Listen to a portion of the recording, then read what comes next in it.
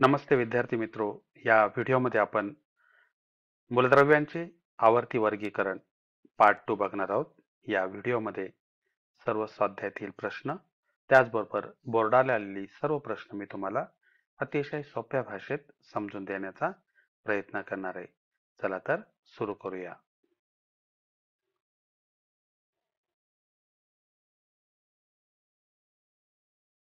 प्रश्न 1. स्तंभ क्रमांक 1 शी जुळेल या प्रकारे स्तंभ क्रमांक 2 व 3 ची फेरमांडणी करा. तर या ठिकाणी बघूया. स्तंभ क्रमांक 1 मध्ये त्याने काय काय दिले? त्रिक, अष्टक, अनुअंक, आवर्त, अनुकेंद्रक, इलेक्ट्रॉन. आणि स्तंभ क्रमांक 2 मध्ये सर्व अणूमधील हलका व ऋण प्रभारी कण या प्रकारे. दुसरं एकवटलेले वस्तुमान व धनप्रभार. 3. पहिल्या व तिसऱ्या अणुवस्तुमानांची सरासरी.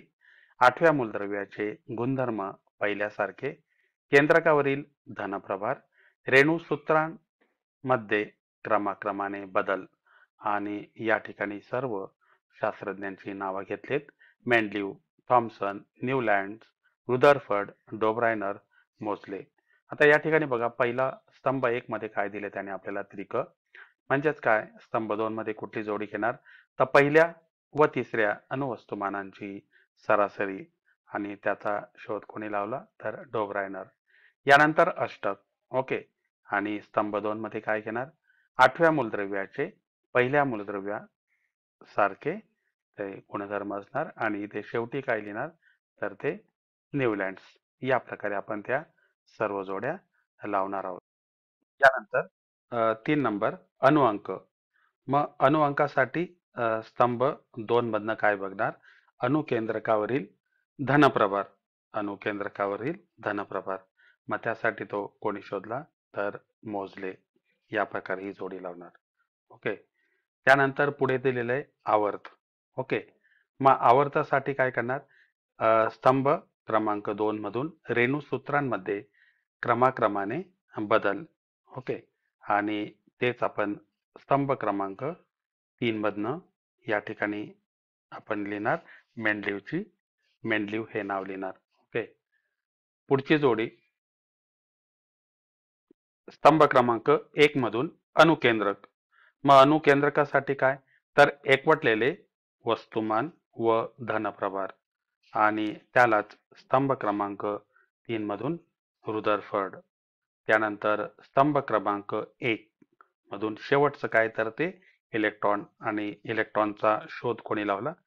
तर तो थॉम्सनने. हे आपल्याला माहिती आहे. आणि स्तंभ क्रमांक 2 मधून सर्व अणूंमधील हलका व ऋण प्रभारित कण. या प्रकारे आपल्याला त्या जोड्या इथे लावता येतील. तर त्यासाठीच या ठिकाणी तो प्रश्न आणि हे झालं उत्तर. या प्रकारे तुम्ही तिथे बघू शकताय.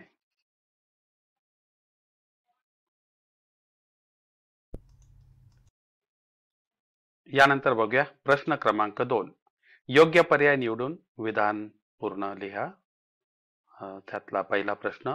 अल्कधातूंच्या बाह्यतम कवचातील इलेक्ट्रॉनांची संख्या टिंबटिंब आहे. त्यामध्ये पहिला पर्याय 1, 2, 3, 7 या प्रकारे. पहिला पर्याय 1, दुसरा 2, तिसरा 3 आणि चौथा 7. तर अल्कधातूच्या बाह्यतम कक्षेमध्ये 1 इलेक्ट्रॉन असतो. या ठिकाणी तुम्ही बघता येईल हे पेरियोडिक टेबल दिलेला आहे या ठिकाणी. तर बाह्यतम कक्षेत 1 इलेक्ट्रॉन असतो. ओके. या ठिकाणी हायड्रोजन, हेलियम, सोडियम प्रत्येकाच्या बाह्यतम कक्षेत एकच इलेक्ट्रॉन इथे दाखवलेला आहे. या प्रकारे. यानंतर पुढचा प्रश्न. अल्कधर्मी मृदा धातूंची संयोजा 2 आहे, म्हणजे त्यांची आधुनिक आवर्त सारणीतील जागा टिंबटिंब मध्ये आहे. तर या ठिकाणी गण 2, गण 16, आवर्त 2 आणि डी खंड. ओके. तर या ठिकाणी कुठे येणार? तर मृदा धातू. ओके. संयोजा 2 म्हणजेच ते कुठे असतील? तर ते गण 2 मध्ये असतील. या ठिकाणी बघता येईल तुम्हाला. ओके, या ठिकाणी हे कण 2 आहे. ओके, संयोजी इलेक्ट्रॉन 2 आहे म्हणजे त्यांच्या बाह्यतम कक्षेमध्ये 2 इलेक्ट्रॉन आहे. या ठिकाणी तुम्हाला बघता येईल बेरिलियम, मॅग्नेशियम, कॅल्शियम यांच्या बाह्यतम कक्षेमध्ये 2 इलेक्ट्रॉन आहे आणि म्हणजेच ते गण 2 मध्ये आहे. यानंतर पुढचा प्रश्न. मूलद्रव्य X च्या क्लोराईडचे रेणुसूत्र XL आहे. हे संयुग उच्च द्रवणांक असलेला स्थायू आहे. ओके, X हे मूलद्रव्य आवर्त सारणीच्या ज्या गणात असेल त्या गणात पुढीलपैकी कोणते मूलद्रव्य असेल? ओके, तर सोडियम, मॅग्नेशियम, ॲल्युमिनियम, सिलिकॉन आणि निश्चितच या ठिकाणी सोडियम हे असणार आहे. ओके, आपल्याला माहिती आहे की सोडियमचा अणुक्रमांक किती आहे? तर तो 11 आहे आणि क्लोरीनचा 17 आहे. क्लोरीन 1 इलेक्ट्रॉन सोडियम कडनं घेतो आणि त्यातनं आयनिक बंध तयार होऊन आपल्याला ते संयुग मिळत असतं. ओके, यानंतर पुढचा प्रश्न. आधुनिक आवर्त सारणीत अधातू कोणत्या खंडात आहे? ओके, आता या ठिकाणी आपल्याला दिलेलं आहे. तर इथे बघता येईल की हे अधातू आहे आणि अधातू हे पी खंडात आहे. ओके, म्हणून आधुनिक आवर्त सारणीत अधातू हे पी खंडात, या ठिकाणी तुम्हाला ते बघता येईल. ते सर्व अधातू आहेत. ओके, पी खंड. यानंतर पुढचा प्रश्न. एका मूलद्रव्याचे इलेक्ट्रॉन संरूपण 2, 8, 2 असे आहे. यावरून खालील प्रश्नांची उत्तरे द्या. निश्चितच तो मूलद्रव्य म्हणजे मॅग्नेशियम आहे. तर बघूया, या मूलद्रव्याचा अणुअंक किती? म्हणजे या सर्वांची बेरीज. ओके, म्हणजे 8 आणि 2 10 आणि 2 12. त्याचा अणुअंक 12 आहे. त्यानंतर दुसरा, या मूलद्रव्याचा गण कोणता? बाह्यतम कक्षेत 2 इलेक्ट्रॉन म्हणजेच तो गण क्रमांक 2 मध्ये आहे. या ठिकाणी आपल्याला दिसतो. त्यानंतर पुढचा प्रश्न. हे मूलद्रव्य कोणत्या आवर्तात आहे? मॅग्नेशियम हे मूलद्रव्य 3ऱ्या आवर्तात आहे. ओके, तर या ठिकाणी आपल्याला बघता येईल KCl KLM म्हणजे तिसरी सेल, तिसरं कवच त्याचं भरायला सुरुवात होते म्हणून ते 3ऱ्या आवर्तात आहे. ओके, यानंतरचा पुढचा प्रश्न. या मूलद्रव्याचे रासायनिक गुणधर्म खालीलपैकी कोणत्या मूलद्रव्यासारखे असतील? ओके, तर या ठिकाणी आपल्याला बघता येईल त्याने दिलेले नायट्रोजन, बेरिलियम, अर्गॉन आणि क्लोरीन. ओके, तर ज्या गणात असतं ते त्याच्यासारखीच ती गुणधर्म असतात म्हणून त्याचे गुणधर्म हे बेरिलियम सारखे असतील. ओके, या मूलद्रव्याचे गुणधर्म बी या मूलद्रव्यासारखे असतील. ओके, यानंतर पुढचा प्रश्न. दिलेल्या अणुअंकांच्या आधारे खालील मूलद्रव्यांचे इलेक्ट्रॉन स्वरूपण लिहा. त्यावरून प्रश्नांची उत्तरे स्पष्टीकरणासहित लिहा. या ठिकाणी लिथियम घेतलेला आहे, सिलिकॉन, हेलियम, सोडियम, पोटॅशियम यापैकी 3ऱ्या आवर्तातील मूलद्रव्य कोणती? ओके, तर या ठिकाणी तुम्हाला बघता येईल 3रं आवर्त म्हणजे काय? तर 3रं कवच पाहिजे. इथे 2 कवच आहेत. लिथियमचा अणु क्रमांक किती आहे? तर तो 3 आहे. पहिल्या कक्षेत 2 इलेक्ट्रॉन, नंतर 1 इलेक्ट्रॉन म्हणून इथे 2 कवच आहेत. ओके, आणि नंतर मग इथे आपण बघितलं तर सिलिकॉन अणुक्रमांक किती आहे? तर तो 14. पहिल्या कवचात 2, दुसऱ्यात 8 आणि तिसऱ्यामध्ये किती? तर ते 4 आहेत म्हणून हे 3ऱ्या आवर्तात आहे. हेलियम हा देखील म्हणजेच पहिल्याच आवर्तात आहे. सोडियम मात्र हे बघा 3ऱ्या याच्यात आहे. 2, 8 आणि 1 या प्रकारे. फॉस्फरस अणुक्रमांक किती आहे? तर तो 15. त्याचं इलेक्ट्रॉन स्वरूपण बघा 2, 8 आणि 5. म्हणजेच 3ऱ्या आवर्तात असणारी मूलद्रव्ये कोणकोणती? सिलिकॉन, सोडियम आणि फॉस्फरस. ओके, 3ऱ्या आवर्तातील मूलद्रव्य सिलिकॉन, सोडियम आणि फॉस्फरस. या ठिकाणी बघता येईल तुम्हाला. ओके, सोडियम, त्यानंतर सरळ पुढे जाणार सिलिकॉन आणि फॉस्फरस. त्यानंतर पुढचा प्रश्न या ठिकाणी hydrogen, nitrogen, calcium, sulphur, beryllium, argon यांच्यापैकी दुसऱ्या गणातील मूलद्रव्य कोणती? ओके, तर आपल्याला या ठिकाणी त्यांचं इलेक्ट्रॉन स्वरूपण हायड्रोजन 1, नायट्रोजन 2 आणि 5 या प्रकारे इलेक्ट्रॉन स्वरूपण, कॅल्शियम 2, 8, 8 आणि 2 या प्रकारे. त्यानंतर सल्फर 2, 8 आणि 6. त्यानंतर बेरिलियम 2 आणि 2, आर्गॉन 2, 8 आणि 8. आपल्याला दुसऱ्या गणातील मूलद्रव्य पाहिजे. दुसऱ्या गणात म्हणजे काय, तर बाह्यतम कक्षेत 2 इलेक्ट्रॉन असणार आहेत. मग संयोजी इलेक्ट्रॉनांची संख्या या ठिकाणी 2 आहे.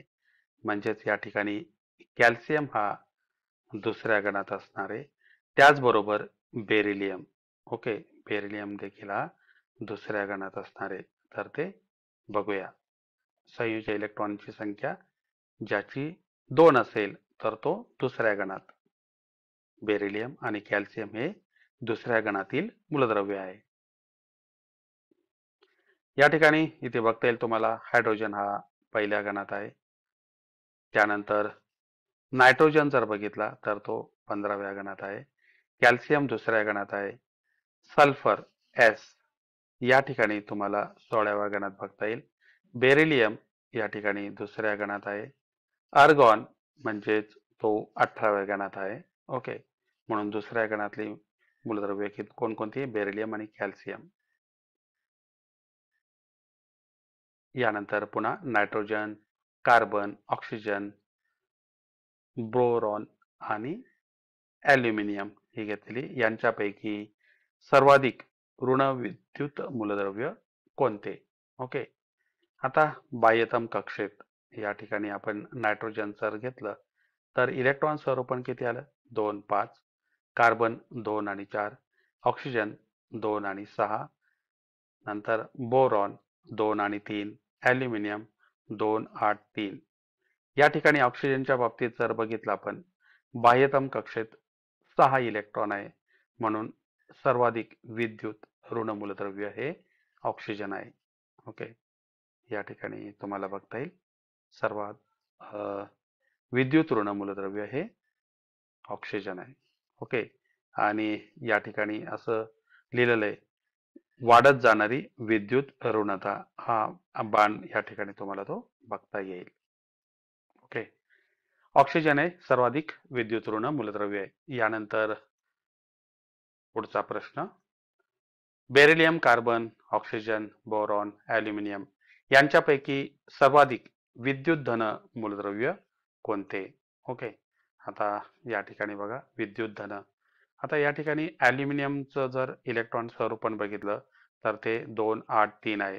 म्हणजे तो 3 या ठिकाणी इलेक्ट्रॉन देतो. आणि ॲल्युमिनियम हा या ठिकाणी सर्वाधिक विद्युत धन मूलद्रव्य आहे.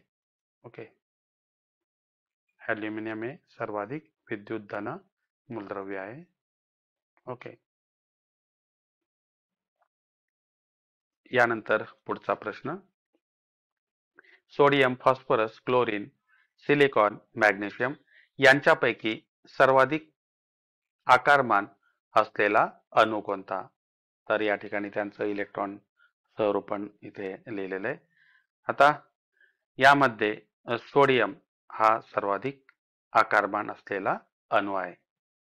तर या ठिकाणी तुम्हाला बघता येईल आवर्त सारणीच्या डावीकडून उजवीकडे जाताना इथे लिहिलेले कमी होत जाणारी अणुत्रिज्या. म्हणजेच सर्वात डावीकडे असलेलं मूलद्रव्य कुठले? तर ते सोडियम आहे. आणि ही सर्व मूलद्रव्य ही एकाच आवर्तातील आहे, आवर्त क्रमांक 3. ओके, आणि म्हणून सर्वाधिक आकारमान असलेला अणू कोणता आहे?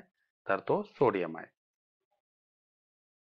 या ठिकाणी देखील तुम्हाला बघता येईल sodium, magnesium, aluminium, silicon, phosphorus, sulphur, chlorine आणि आर्गॉन या प्रकारे.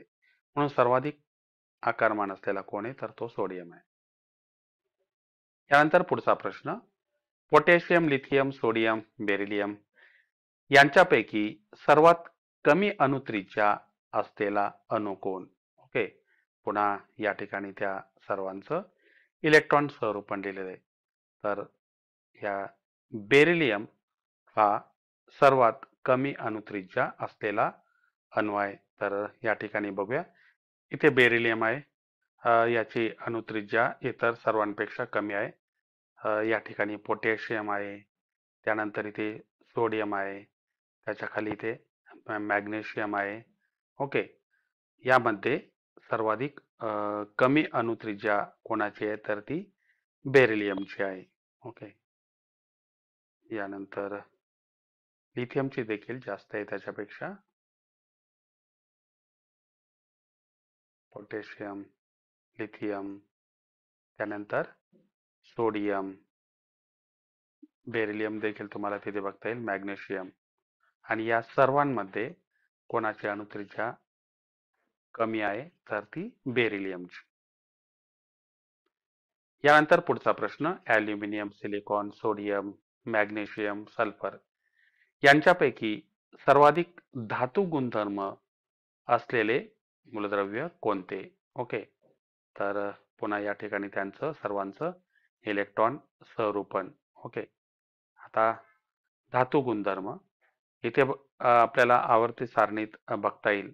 या ठिकाणी कमी होत जाणारी विद्युत घनता व धातू गुणधर्म.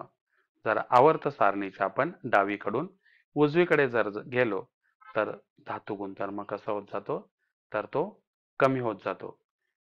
तर या ठिकाणी बघता येईल आपल्याला सोडियम हे सर्वाधिक धातू गुणधर्म असलेले मूलद्रव्य आहे.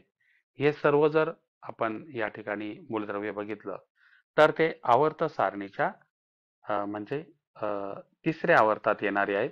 Sodium, magnesium, aluminium, silicon, phosphorus, okay, आणि सल्फर.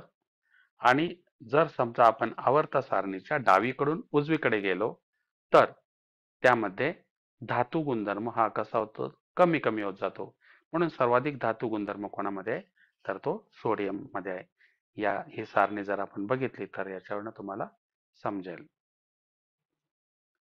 त्यानंतर कार्बन, लिथियम, फ्लोरीन, नंतर मग नायट्रोजन, ऑक्सिजन यांच्यापैकी सर्वाधिक अधातू गुणधर्म असलेले मूलद्रव्य आहे. आता या ठिकाणी आपल्याला निश्चितच फ्लोरीन हा कसा आहे तर सर्वाधिक अधातू म्हणजे ज्याचे संयोजी इलेक्ट्रॉन सगळ्यात जास्त असतात तर या ठिकाणी कोण आहे तर तो फ्लोरीन आहे.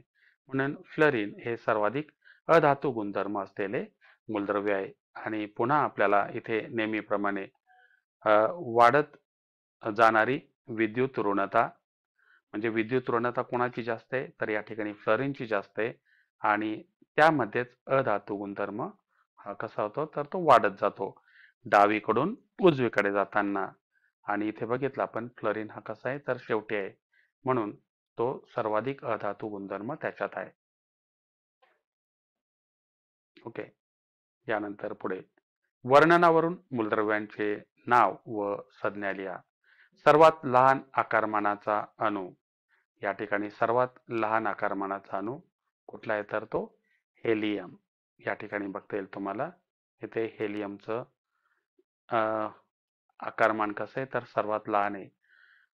आवर्त सारणीच्या डावीकडून उजवीकडे जाताना अणुत्रिज्या ही कमी कमी होत जाते आणि पहिल्या आवर्तात हायड्रोजन आणि हेलियम आहे.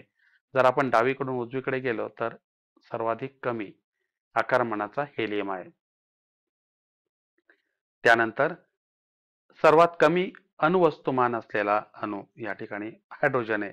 हायड्रोजन हा असा अणू आहे की त्यामध्ये या ठिकाणी न्यूट्रॉन नाही आहेत आणि म्हणून त्याचं अणुवस्तुमान कसं आहे तर ते कमी आहे हायड्रोजन. त्यानंतर पुढचा प्रश्न, सर्वाधिक विद्युत ऋणता अणू. सर्वाधिक विद्युत ऋणता अणू कोणता आहे तर तो फ्लोरीन आहे. आताच आपण त्या प्रश्नाचं उत्तर बघितलंय. आवर्त सारणीच्या डावीकडून उजवीकडे जाताना वाढत जाणारी विद्युत ऋणता. आपण डावीकडून उजवीकडे गेलो तर सर्वाधिक विद्युत ऋण कोण आहे तर तो फ्लोरीन आहे. त्याच्या बाह्यतम कक्षेत 7 इलेक्ट्रॉन्स आहे. ओके. यानंतर पुढचा प्रश्न, सर्वात कमी अणुत्रिज्या असलेला राजवायू. ओके.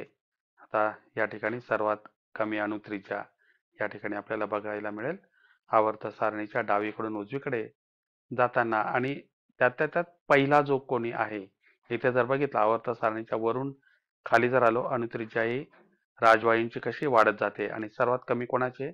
तर ती हेलियमची आहे.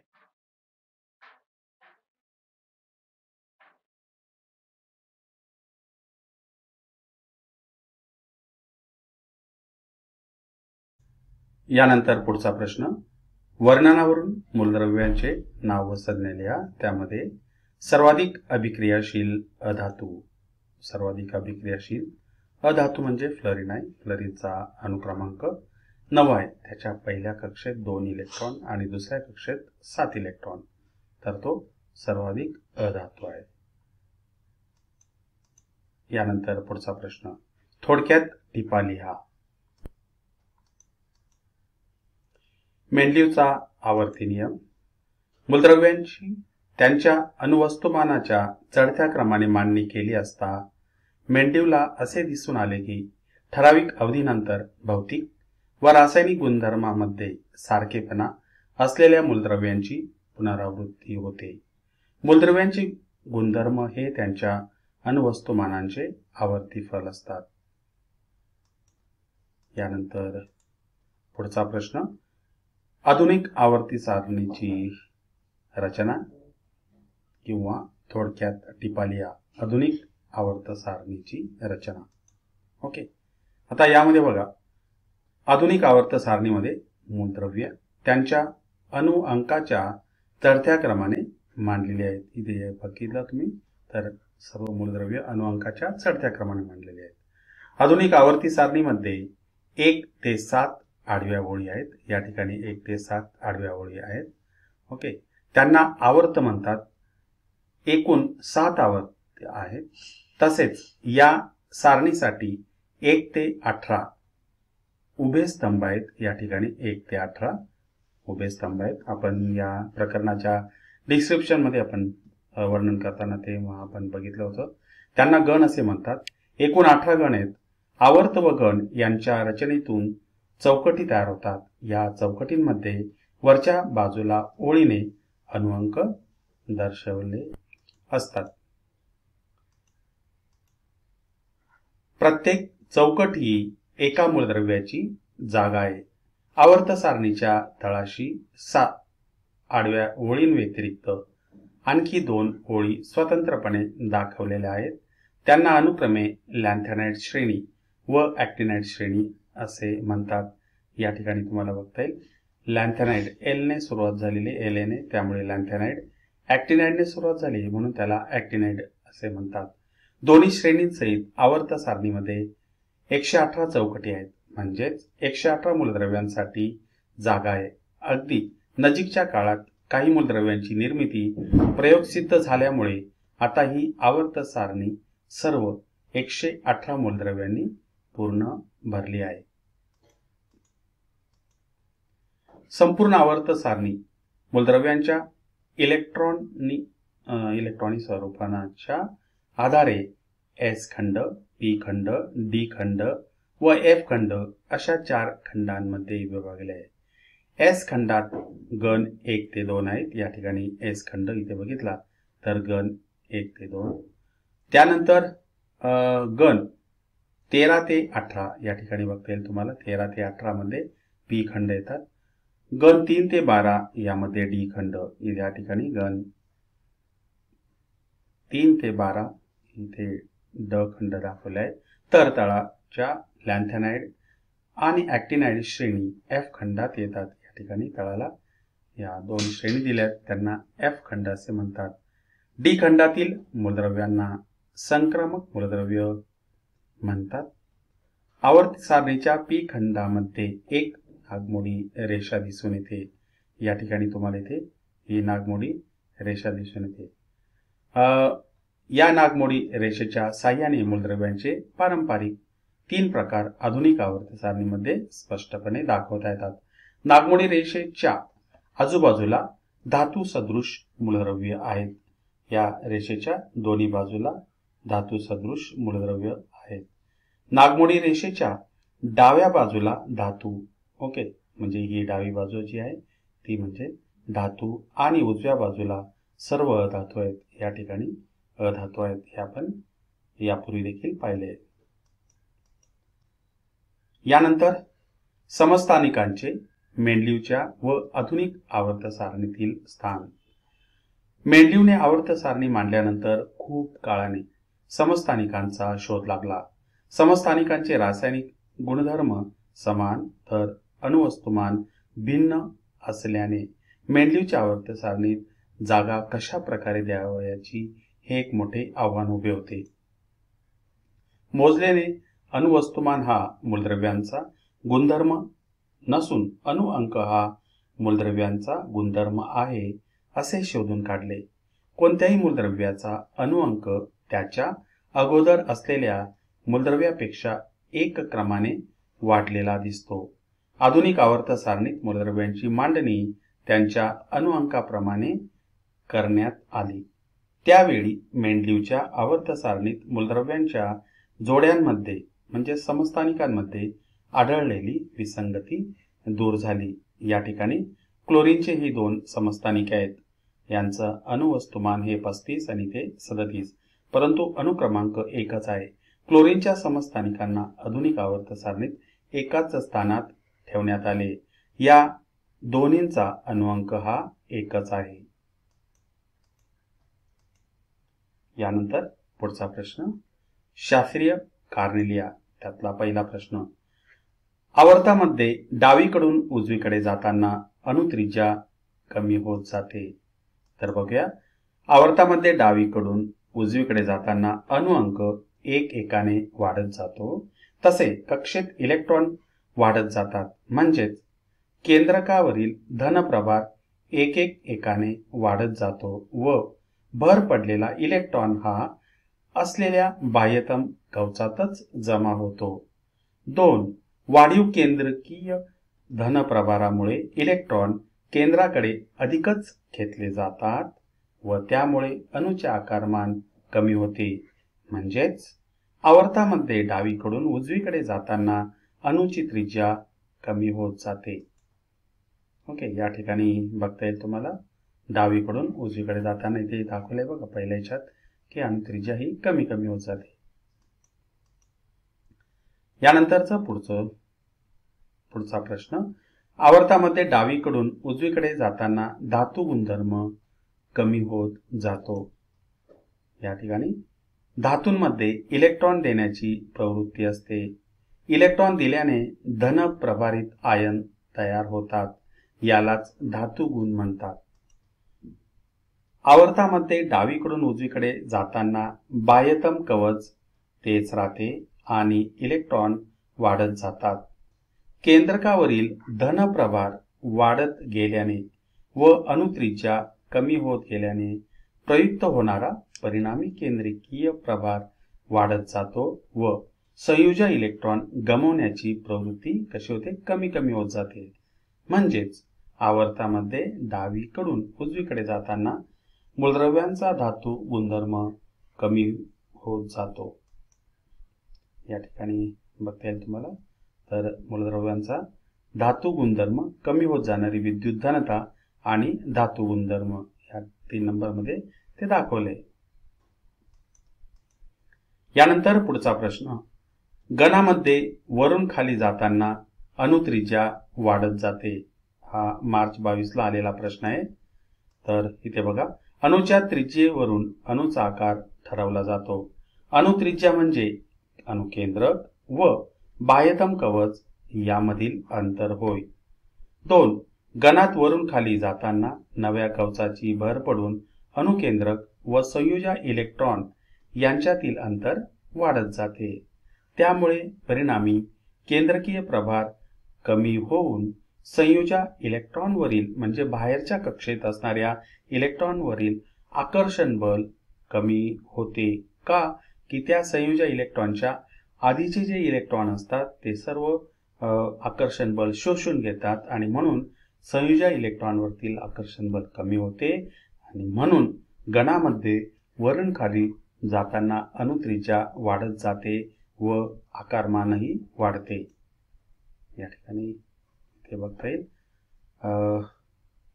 वाढत जाणारी अणुत्रिज्या. जसजसं गणामध्ये आपण वरून खाली जाताना अणुत्रिज्या ही वाढते. एकाच गणामधील मूलद्रव्यांची संयोजा समान असते. हा देखील बोर्डाला आलेला प्रश्न आहे. उत्तर: मूलद्रव्यांची संयोजा ही त्यांच्या बाह्यतम कक्षेतील संयोजा इलेक्ट्रॉनवरून ठरवली जाते. गणातील सर्व मूलद्रव्यांची संयोजा इलेक्ट्रॉनची संख्या समान असते. म्हणून एकाच गणातील मूलद्रव्य समान संयोजा दर्शवतात. उदाहरणार्थ, गण 1 मधील मूलद्रव्यात संयोजा इलेक्ट्रॉन 1 आहे, म्हणून गण 1 मधील मूलद्रव्यांची संयोजा 1 आहे. त्याचप्रमाणे गण 2 मधील मूलद्रव्यांची संयोजा 2 आहे. या ठिकाणी बघता येईल. तर गण आपण 1 जर विचार केला, हायड्रोजन, नंतर मग लिथियम, सोडियम, पोटॅशियम यांच्या बाह्यतम कक्षेत एकच इलेक्ट्रॉन असतो. ओके, म्हणून एकाच गणातील मूलद्रव्यांची संयोजा ही समान असते. गण 2 जर बघितला तर बेरिलियम, मॅग्नेशियम, कॅल्शियम यामध्ये बाह्यतम कक्षेत 2 इलेक्ट्रॉन्स असतात. संयोजा इलेक्ट्रॉनची संख्या 2 आहे, म्हणून त्या दुसऱ्या गणातील सर्वांची संयोजा किती आहे तर ती 2 आहे. तिसऱ्या कवचाची इलेक्ट्रॉन धारकता 18 असूनही तिसऱ्या आवर्तामध्ये फक्त 8 मूलद्रव्ये आहेत. त्यामध्ये उत्तर बघा आता. 1. आधुनिक आवर्त सारणीत 7 आडव्या ओळी असून त्यांना आवर्त म्हणतात. आवर्तामध्ये मूलद्रव्य त्यांच्या अणुअंकाच्या चढत्या क्रमाने मांडली आहेत. तिसऱ्या आवर्तात 8 मूलद्रव्ये आहेत व त्या आवर्ताची इलेक्ट्रॉन धारकता 18 आहे. ओके, आता या ठिकाणी बघता येईल तुम्हाला तिसऱ्या आवर्तामध्ये सोडियम, मॅग्नेशियम या प्रकारे इथे सुरुवात झालेली आणि शेवटचा कुठला आहे तर तो आर्गॉन. ओके, आणि त्याच्या बाह्यतम कक्षेत किती इलेक्ट्रॉन आहेत तर ते 8 इलेक्ट्रॉन आहेत. तिसऱ्या आवर्तात डावीकडून उजवीकडे जाताना अणुअंक वाढत वाढत जातो, तसे कक्षेत इलेक्ट्रॉन वाढत जातात. तिसऱ्या आवर्तामधील मूलद्रव्यांची संख्या ही इलेक्ट्रॉन सहरूपण व इलेक्ट्रॉन अष्टकाच्या नियमावरून ठरते. या आवर्तात आर्गॉन हे तिसऱ्या आवर्तातील शेवटचे मूलद्रव्य आहे. याची इलेक्ट्रॉन धारकता 18 आहे. यात इलेक्ट्रॉनचे अष्टक पूर्ण होते. आर्गॉन मूलद्रव्य 0 गणात 1 असल्याने तिसऱ्या आवर्तामध्ये 8 मूलद्रव्य असतात. यानंतर पुढचा प्रश्न. दिलेल्या वर्णनावरून नावे लिहा. यामध्ये पहिलं के, एल व एम या कवचांमध्ये इलेक्ट्रॉन असलेला आवर्त. ओके, तर आपल्याला तो आवर्त सांगायचा आहे. तर तो कुठला आहे तर तिसरा आवर्त आहे. पहिला आवर्त जर बघितलं त्यामध्ये के कवच असतं, दुसऱ्या आवर्तामध्ये के आणि एल आणि तिसऱ्या आवर्तामध्ये के, एल, एम. त्यानंतर 0 संयोजा असलेला गण. आता शेवटचा 18वा गण. 0 संयोजा असलेला गण 18. संयोजा 1 असलेला धातूंचा कुल. ओके, संयोजा 1 असलेला धातूंचा कुल म्हणजेच कुठला तर तो हॅलोजन कुल.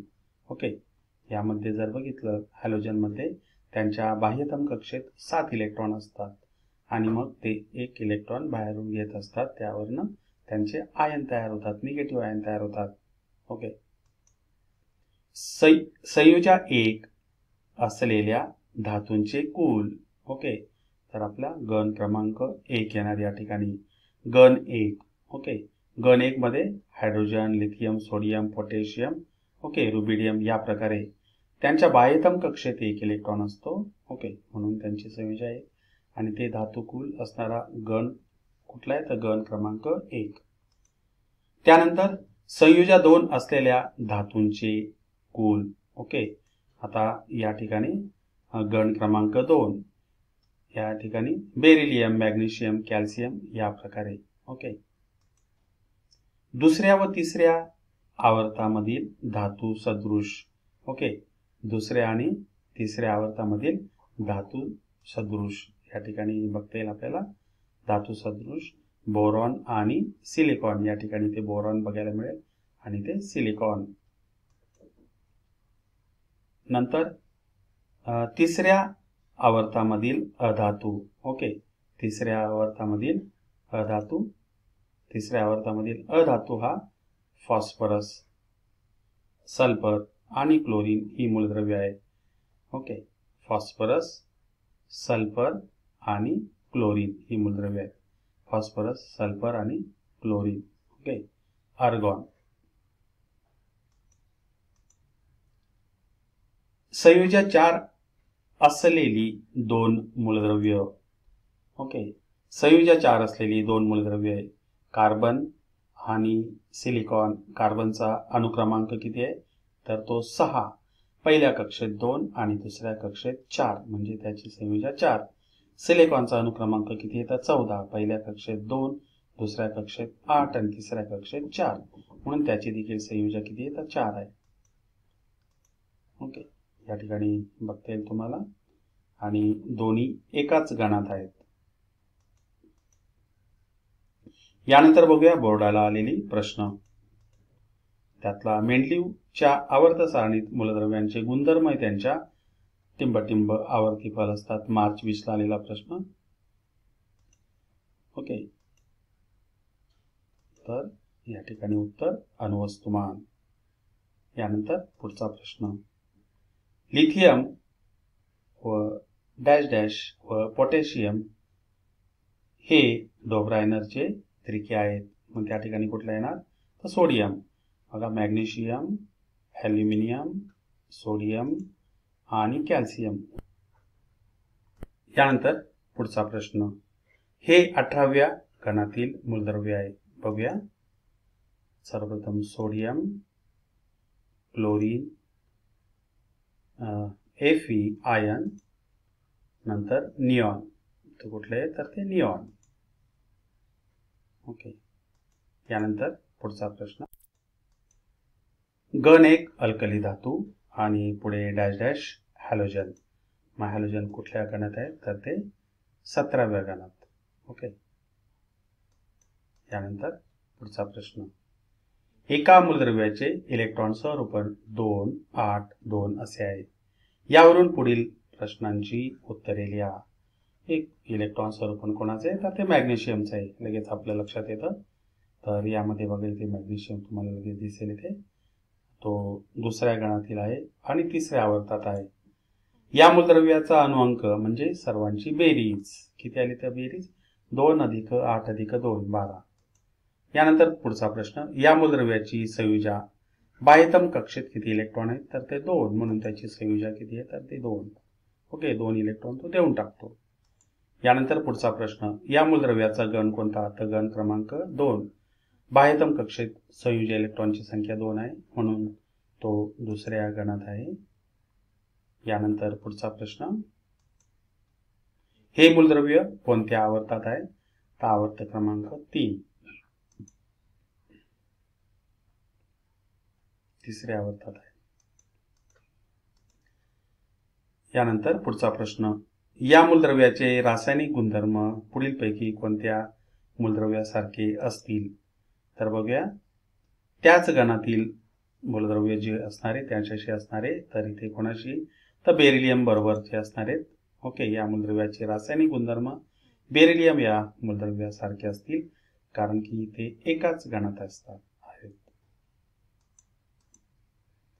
नंतर लिथियम, सोडियम, पोटॅशियम या डोब्रायनरच्या त्रिकामध्ये लिथियम व पोटॅशियम अणुवस्तुमान 6.9 व 39.1 असल्यास सोडियमचे अणुवस्तुमान किती.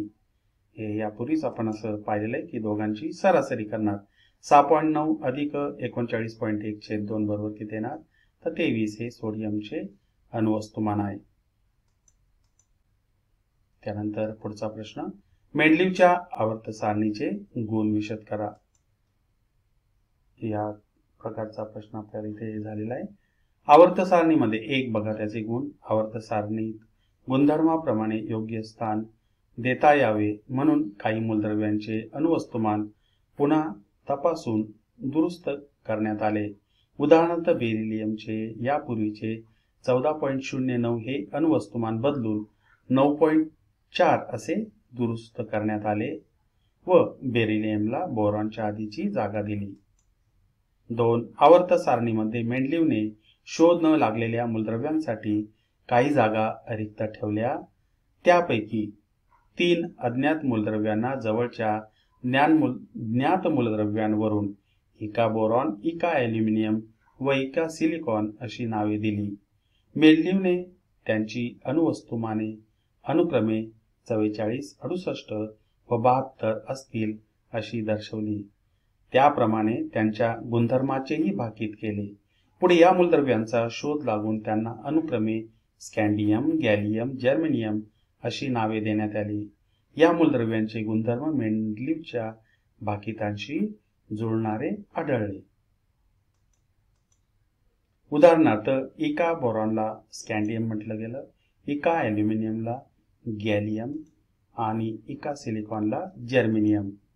मेंडलीवच्या मूळ आवर्त सारणीत राजवायूंसाठी जागा राखून ठेवली नव्हती. जेव्हा हेलियम, निऑन, आर्गॉन इत्यादी निष्क्रिय वायूंचा शोध लागला तेव्हा मेंडलीवने मूळ आवर्त सारणीला धक्का न लावता शून्य गण निर्माण केला व त्यात निष्क्रिय वायू म्हणजेच राजवायू ठेवण्यात आले. ओके, आता यानंतर थोडक्यात माहिती लिहा.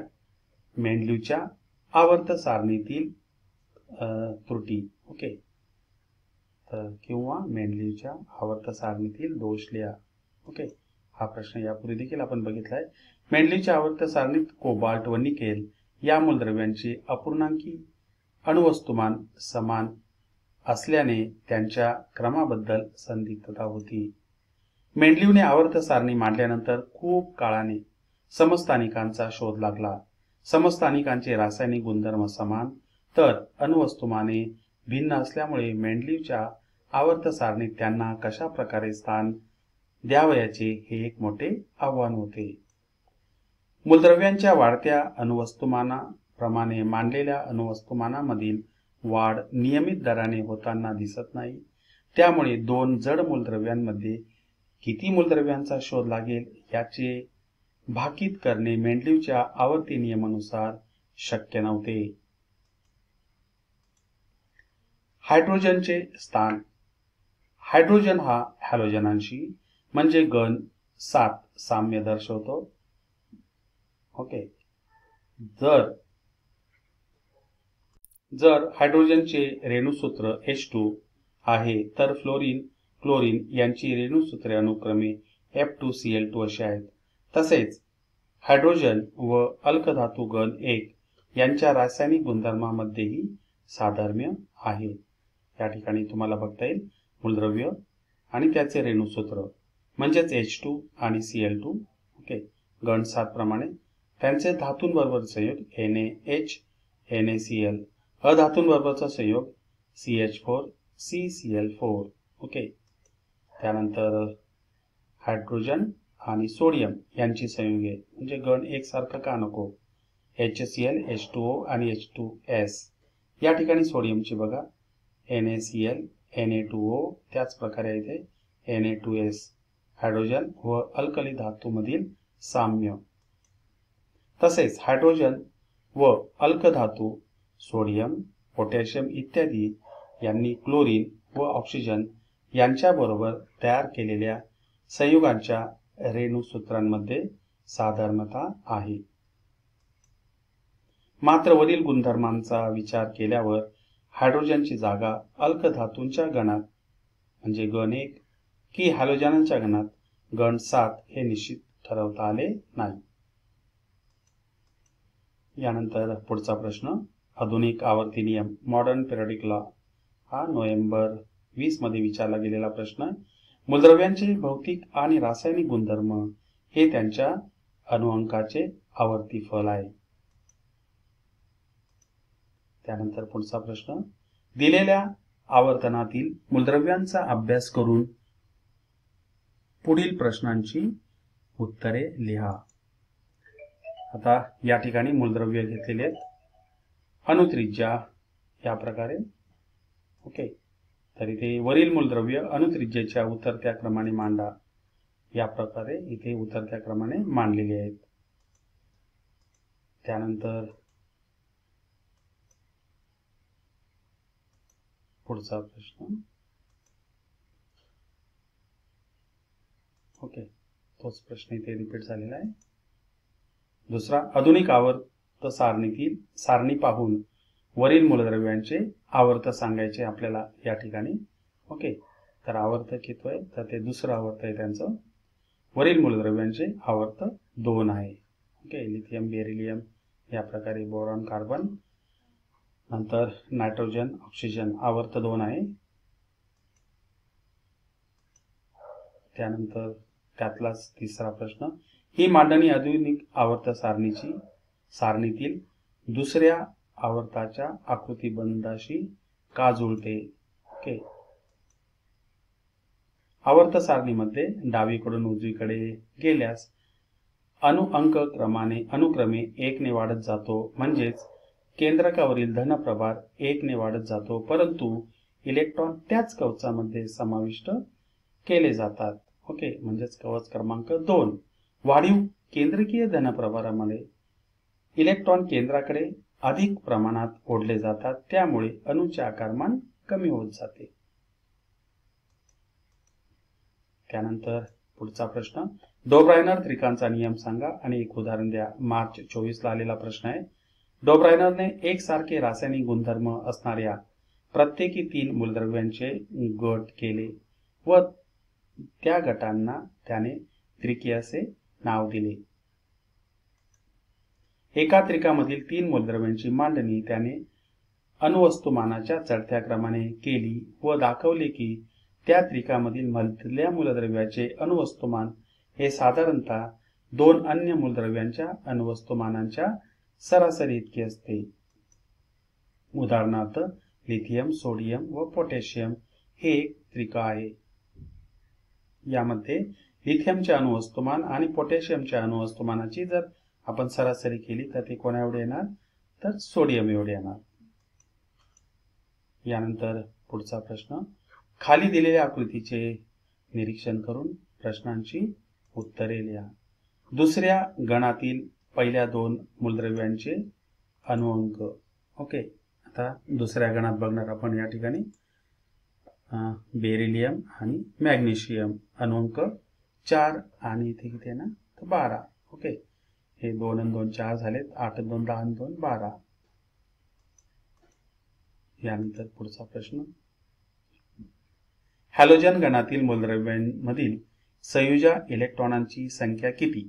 ओके, तर हॅलोजन गणातील मूलद्रव्यामधील संयुजा इलेक्ट्रॉनांची संख्या किती, तर ती 7 आहे. या ठिकाणी बघता येईल हॅलोजन गण फ्लोरीन आणि क्लोरीन घेतल्या बाह्यतम कक्षेत 7 इलेक्ट्रॉन. मॅग्नेशियम अणूचे इलेक्ट्रॉन स्वरूपण दर्शवणारी आकृती काढा. ओके, या ठिकाणी बघता येईल मॅग्नेशियमचा अणु क्रमांक किती, तर 12. पहिल्या कक्षेत 2, दुसऱ्या कक्षेत 8 आणि 2 या प्रकारे.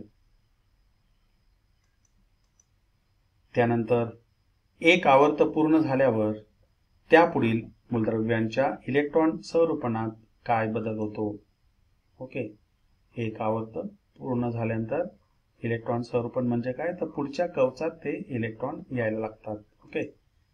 ओके, एक आवर्त पूर्ण झाल्यानंतर त्यापुढील मूलद्रव्यांमध्ये इलेक्ट्रॉनांची नवीन कवचात भर पडते. या ठिकाणी तुम्हाला बघता येईल इथे आर्गॉन पर्यंत किती कवच आहे, ते 1 2 3. परंतु आपण जेव्हा आर्गॉन कितवा, तर तिसऱ्या आवर्तात आहे. आता या ठिकाणी पोटॅशियम जर इथे आपण अणू घेतला तर त्यामध्ये त्याचा अणु क्रमांक किती, तर तो 19. पहिल्या कक्षेत 2 8 8 आणि 1 म्हणजे कवच किती झालं, 1 2 3 4 आणि त्याच्या आधी किती होते, तर 3 होते. म्हणून पुढच्या आवर्तात गेल्यानंतर कवचांची संख्या 1 ने वाढते. यानंतर रासायनिक अभिक्रियेत भाग न घेणाऱ्या आकृतीत कोणत्याही 2 मूलद्रव्यांची नावं. आपल्याला माहिती आहे की या ठिकाणी हेलियम, निऑन, आर्गॉन, ओके, ही मूलद्रव्य. एका मूलद्रव्याचे इलेक्ट्रॉन स्वरूपण 2, 8, 2 आहे. यावरून पुढील प्रश्नांची उत्तरे लिहा. या मूलद्रव्याचा अणुअंक किती? तर तो 12. ओके. त्यानंतर या मूलद्रव्याचा घन किती? तर घन क्रमांक 2. हे मूलद्रव्य कोणत्या आवर्तात आहे? तिसऱ्या आवर्तात. मला असं हा प्रश्न पुन्हा रिपीट झालेला आहे. हॅलोजन कुलातील मूलद्रव्य कोणत्या गणात आहेत? ओके. कोणत्याही 4 हॅलोजन मूलद्रव्यांची नावे लिहा. हॅलोजन कुलातील मूलद्रव्य घन क्रमांक 17 मध्ये आहेत. ओके, या ठिकाणी बघता येईल. त्यानंतर 4 हॅलोजन मूलद्रव्य फ्लोरीन, क्लोरीन, ब्रोमीन आणि आयोडीन या प्रकारे. यानंतर पुढचा प्रश्न, गणामध्ये वरून खाली जाताना अणुत्रिज्या वाढत जाते. या ठिकाणी तुम्हाला बघायला मिळेल. मार्च 22चा प्रश्न. तर त्यात उत्तर, ओके, अणुच्या त्रिज्येवरून अणुचा आकार ठरवला जातो. अणुत्रिज्या म्हणजे अणुकेंद्रक व बाह्यतम कवच यामधील अंतर होय. गणात वरून खाली जाताना नव्या कवचाची भर पडून अणुकेंद्रक व संयुज इलेक्ट्रॉन यांच्यातील अंतर वाढते. त्यामुळे परिणामी केंद्रकीय प्रभार कमी होऊन संयुज इलेक्ट्रॉनवरील आकर्षण बल कसं होतं? तर कमी होत जातं. ओके. म्हणून गणामध्ये वरून खाली जाताना अणुत्रिज्या वाढत जाते व अणु आकारमानही वाढते. यानंतर पुढचा प्रश्न, एकाच गणामधील मूलद्रव्यांची संयुजा समान असते. हा देखील प्रश्न झालेला आहे आपला. मूलद्रव्यांची संयुजा ही त्यांच्या बाह्यतम कक्षेतील संयुज इलेक्ट्रॉन वरून ठरवली जाते. गणातील सर्व मूलद्रव्यांची संयुज इलेक्ट्रॉनची संख्या समान असते. म्हणून एकाच गणातील मूलद्रव्ये समान संयुजा दर्शवतात.